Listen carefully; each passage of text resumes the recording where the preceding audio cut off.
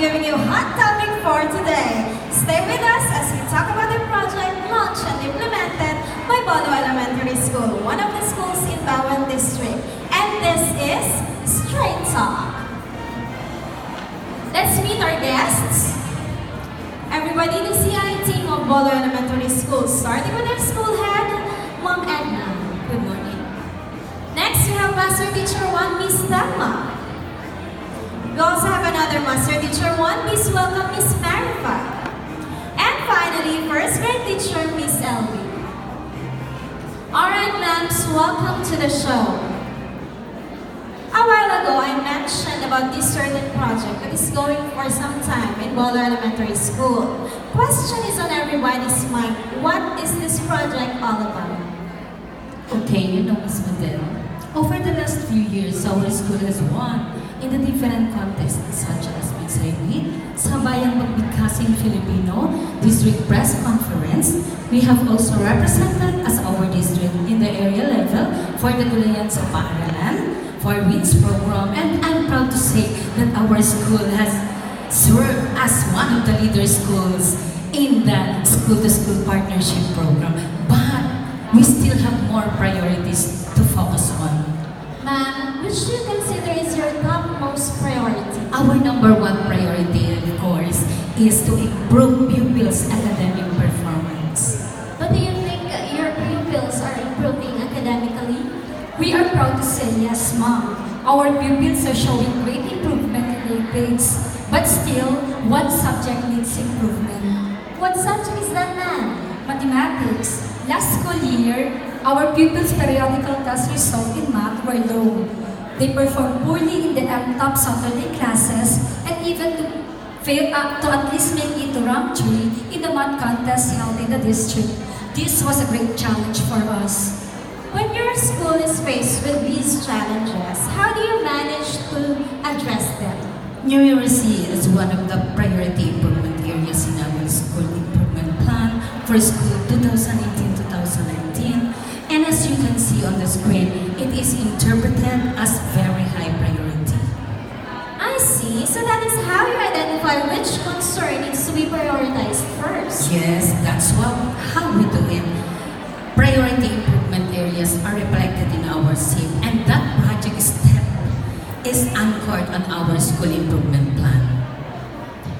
Okay, let's look at the periodical test result in grades 1 to 6 in math for the school year 2017-2018. Highlighted in the table is Math 3 with the lowest FPS of 74.44. And knowing that grade 3 has the lowest numeracy, the next step we did was to arrange a meeting with a grade 3 math teacher requesting her to bring the comparative and item analysis of the periodical test in math. There and then, the CI team was able to come up with the results. Grade 3 math second grading period was the least performed, and solving word problem involving multiplication was the least mastered skill. So that means you've been systematic all this time. Yes, ma'am. And having this important data, we set plans to find out the factors which contributed to the low results. The data gathered helped us choose the project to be implemented to our school's continuous improvement plan for the year 2018-2019. And for us to understand that, may you please explain that to us, ma'am? When the problem was identified, we were ready for the next step. It served as our head start. We were motivated to dig deeper and find the root cause why our pupils were poor in solving word problems involving multiplication. What was your next move? Ma'am, as you can see on the screen, we conducted interviews with the grade 4 Adelpa, their math teachers and parents for feedbacks. We use a survey questionnaire which is flashed on screen, which we distributed to the respondents. Each a checklist type, frequency and ranking were used. 3 major reasons for the low performance surfaced. First, pupils are slow in analyzing word problems. Word problems are stated in English, so it is hard for them to understand. The last one, pupils have not yet master the multiplication table. From September to half of October, we had a piloting stage using Agona, and ending the piloting stage was the administration of the pretest. And look at that current cycle. The teacher was using Agona method to the 38th grade for Adelpha pupils using printed and unprinted copies of word problems. Since there is only one book supplied by our department, she had to borrow other reference materials from the private schools, but still word problems from those books were not enough to achieve mastery of the skill among pupils. And there were also problems encountered by the math teacher when she was using Agona. There were those who couldn't complete Agona. Some couldn't solve the problems. Others still needed teacher's assistance, and there were some who were not really interested to solve. And by that, we realized a need to strengthen teachers' techniques in teaching word problem solving. Thus, project steps or strengthening techniques in enhancing word problem solving skills was launched and implemented. But does it mean that teachers were using the wrong strategy in teaching pupils how to solve word problems? No, it's not what we meant. There is no wrong technique in teaching these skills. Teachers just need to consider and utilize other teaching strategies which will give pupils other ways of solving problems if the Agona method difficult to them. Can you tell us about this Agona?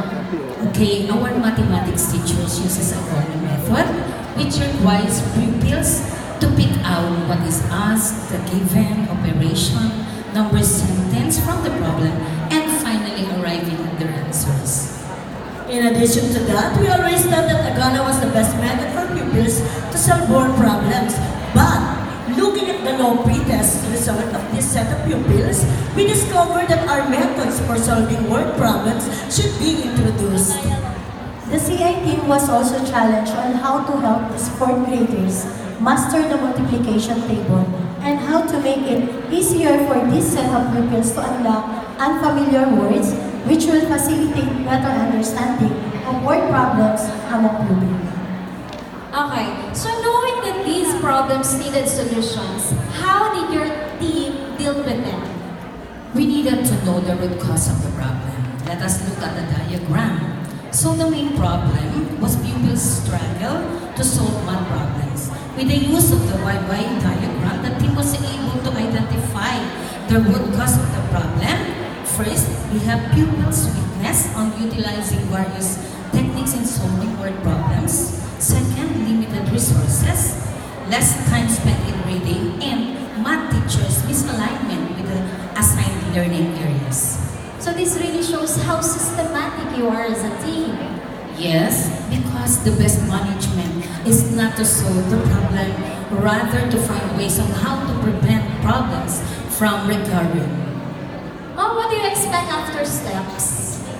We want to improve pupils' problem-solving skills at least 30 to 34% out of 38th grade for Adelpha pupils during the piloting stage, and at least 40 or 53% of the remaining 76th grade for pupils during the rollout stage through strengthened techniques.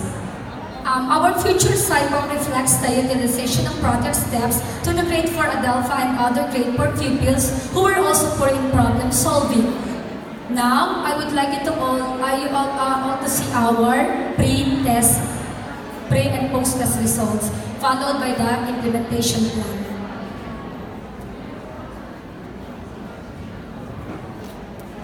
This is the pre and post-test result administered to the grade 4 Adelpha pupils during the piloting stage. The blue bar represents the pretest using Agona, while the red bar represents the pretest using the back method. An improved performance using the back method is reflected, proving that project step is an effective tool to improve problem-solving skills and enhance learners' mastery level of the multiplication table.